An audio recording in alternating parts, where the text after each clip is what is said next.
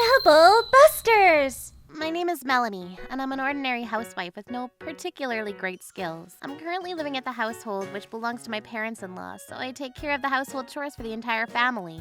My father-in-law passed away and my mother-in-law is currently in the hospital, so it makes sense that I'm the one to take care of the house. My husband Sean has a little sister who's still in high school, so someone needs to take care of her. But I don't get along with Sean's sister Mia very well. She makes fun of my glasses and tells me that they're dorky and also teases me for not being very outgoing.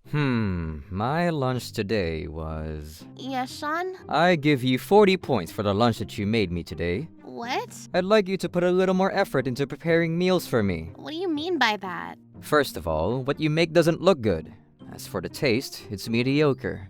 And there's no variety. You always make the same thing. You don't work, so can't you try to perfect your cooking skills? I was speechless with Sean's sudden criticism of my cooking. I had no idea that he felt this way. Mia overheard our conversation and joined in. You're too nice, Sean. I'd say that today's lunch was like a 5 points max. Mia showed me her lunchbox, which she had barely eaten. Do you know how embarrassing it was for me to take this to school? The lunchbox that I had prepared for both of them was comprised of traditional Japanese recipes, such as rolled omelet, simmered vegetables, and meat. I guess for a high school student like Mia, the appearance of what I prepared lacked color. I'm sorry about that, Mia. I'm going to make something more suitable for your lunch tomorrow. Something a little more colorful and pretty looking. Yes, please do. After saying that to me, Mia threw away today's uneaten lunch into the trash can. You're wasting food, Mia. Did you really have to do that? I knew that the lunch menu I'd come up with didn't look very tasty, but everything that I had prepared was very healthy. I was shocked that Mia didn't care at all about the fact that I had gotten up early to prepare her school lunch. My husband had no interest in defending me either. He was on Mia's side. You'd better not embarrass Mia in front of her school friends again.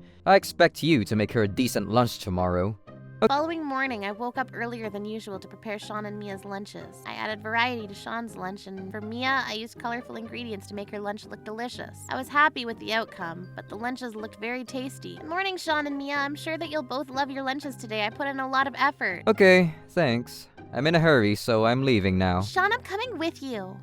Neither of them thanked me for waking up early to make them their lunches, and they left the house without saying goodbye. That evening, how were your lunches today? Sean and Mia both took out their lunch boxes and said to me, I say you earned 20 points this time. 0 points from me, Melanie. With that, they both threw their uneaten lunches into the trash can. What are you doing? You have no talent for cooking. There's no color, and the nutritional balance is bad. There was no way that I could have opened my lunchbox in front of my colleagues without embarrassing myself. The same can be said about my lunch, too. I'm not a young kid anymore. The lunch you prepared for me was too childish looking. I thought that you'd think the octopus-shaped sausages were cute. You're a housewife, but your cooking is horrible. You should get cooking lessons somewhere. The only ability you have is to make ramen noodles. Are you talking about the instant noodles that I make by simply pouring hot water into the container? Anyone can do that. That's not cooking. Do you think I'm that stupid? You're a nerd, so I'd assume you'd be good at cooking, but no. Do you have any skills as a housewife? What's the point in staying home if you can't do anything for the family? Don't make fun of me, please. People may think that I'm a nerd, but don't try to stereotype me. I'm giving you one last chance. You'd better not mess up my lunch tomorrow. Okay, fine. I'm going to make something even better tomorrow. That's the least that you could do for us. You're just a housewife. I don't know why I ever married you. 2 of them lashed out at me and then went to their rooms. I promised them that I would make something better tomorrow, but my heart wasn't in it. I was just trying to be helpful, but if they weren't going to appreciate my efforts, I didn't see why I should keep on trying. I gazed at the lunches that Sean and Mia had thrown in the garbage can and promised myself that I wouldn't allow them to bully me any longer. I wasn't going to forgive their rude attitude. Trouble Busters.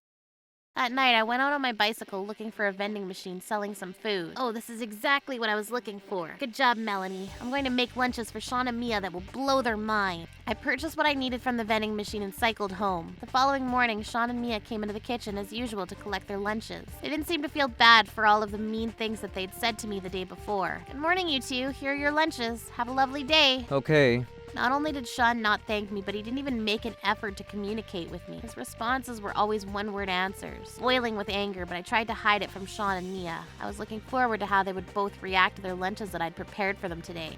That evening, Sean and Mia came home very angry. Melanie, what the hell were you thinking? The lunch you made for me today was terrible. Didn't you think it was cute? No, I didn't. It was the ugliest lunch that I've ever seen. I got strange looks from my colleagues because of that disgusting lunch you made me. I understood why Sean and Mia were angry with me. The night before, I had gone to a vending machine and brought several cans of edible insects. The cans contained dried insects flavored with salt and other spices. The lunches I made looked like something that came out of a horror movie. Don't you know that insect food is really trendy right now? They're high in protein and really good for your health. I thought that this would provide you with all the nutrients that you both need. Basically, all I did was put in different types of dried insects' bodies on top of some cooked rice. I was very happy with the outcome. I made the statement that I was after. I'm sure that Mia was spooked by her lunch today, and the same can be said about Sean. The lunch I made today was something that a frog might enjoy, but definitely not a person in their right mind. Because of this horrific lunch you made me, my friends at school think that I'm a freak that likes to eat bugs. Mia was close to tears, but also very angry at the same time. The boys at school started teasing me and no one wanted to sit next to me after that. Mia explained to me that the boys at school made fun of her and laughed at her during lunchtime. This was kind of the reaction that I wanted from the people around Sean and Mia. Melanie, how could you do this to us? Especially to Mia! What if her friends start bullying her because of what you did? This was the right moment to tell Sean and Mia how I felt about both of them. To be honest, I don't ever want to cook for either of you. I'm thinking of moving out of this house. Where the hell is this coming from? We're the ones letting you live with us. Don't you feel grateful at all? We could kick you out at any time, you know that? That's fine by me. I'm going to divorce you and start living on my own. You should be grateful that my brother married you. No one else would have offered to marry a loser like you. You need to apologize to my brother. No way, I'd rather live alone than apologize to either of you. I told them that all the things that bothered me about them and went to my room after that to pack up my belongings. I decided that I would file for a divorce from Sean tomorrow. The following morning, I no longer needed to wake up early to make lunch for Sean and Mia. I was able to sleep in and I felt very well rested. When I went to the kitchen, I saw that Sean had left me a note. His handwriting was terrible. You'd better apologize to me about what you said to Mia and I. I'll forgive you if you apologize sincerely to the both of us. You said some harsh things and we're very hurt. I threw the note in the trash can after reading it, and I prepared to file the divorce papers. Sean was very surprised when he came home and saw that I had filled out my section of the divorce papers. He hadn't taken me seriously when I told him that I wanted a divorce. Please fill out your side and I'll file the papers. Sean came up with many excuses to try to stop me from divorcing him, but it was useless. I'd already made up my mind. While Sean was taking his time with the divorce papers, I gave up all my duties as a housewife and stopped doing any of the chores. Because no one cleaned, did the laundry, or cooked, the house was a total mess in a few days. At first, Sean and Mia said to me, If you're not going to make our lunches for us, we can just buy them at the convenience store. But after a while, they didn't have enough money to buy their lunches, and they began to ask me to make their lunch for them again. I'm not going to make lunch for you. I'm not your housekeeper. I was in charge of the finances of the house, so if Sean didn't agree to divorce me, I wasn't going to give Sean or Mia any money for spending. Sean, if you agree to the divorce, I'll let you manage the finances of the house so that you and Mia can use the money as you please. Sean finally agreed to the divorce. The money was more important to him, it seemed. I was overjoyed that I no longer had to spend the rest of my life with Sean and Mia. I packed up my things and moved out of the dirty house. Hooray! A few months later, I happened to bump into Mia as I was out shopping for some clothes. I wondered what she was doing on a weekday. Why wasn't she at school? Hi, Mia. Long time no see. What are you doing on a weekday? Shouldn't you be at school? Why are you wearing those wrinkled clothes? Where did your school uniform go? I was a much happier person after leaving Sean, and although I never liked Mia, I couldn't help but greet her in a friendly manner. Stop talking to me, Melanie. You left us, remember? We're strangers now. You're right, we're strangers now. I should have just left her alone, but for some reason I was determined to continue talking to Mia. I said leave me alone! Mia then ran away from me. That evening, I received a phone call from Sean. You ruined our lives, Melanie! You should have never moved out! You need to take responsibility for your actions! Do you know how tough it is for me to work all day and come home to a dirty house? How am I supposed to find the time to do the household chores? Mia's friends at school won't stop teasing her over the fact that she brought a lunchbox full of insects. But now they're also saying that she's like a maid, because she has to clean the house after she comes home from school every day. Don't you feel bad for her?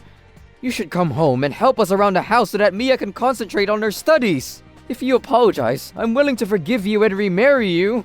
It seemed that Mia was having a tough time at school. People thought she was awkward and wouldn't pay any attention to her. The students thought that she was weird when she brought a lunchbox full of insects, but now she was going to school in dirty clothes and people avoided her for it. And it wasn't easy for her to keep up with her studies when there was so much housework to do when she got home from school. She found it difficult to balance the two, so she started skipping school. But it wasn't my problem anymore, and I couldn't believe that Sean was still trying to boss me around. I told Sean that the answer was no and that I had no intention of getting back with him. I was much happier now. I then blocked his phone number so he wouldn't be able to call me again. I haven't seen either of them since, and I met someone amazing recently and we've been dating for a while now. I don't plan on getting remarried soon, but I was happy to have someone new to love. I'm glad that I had the courage to leave my first unhappy marriage. Otherwise, I wouldn't have met my wonderful boyfriend.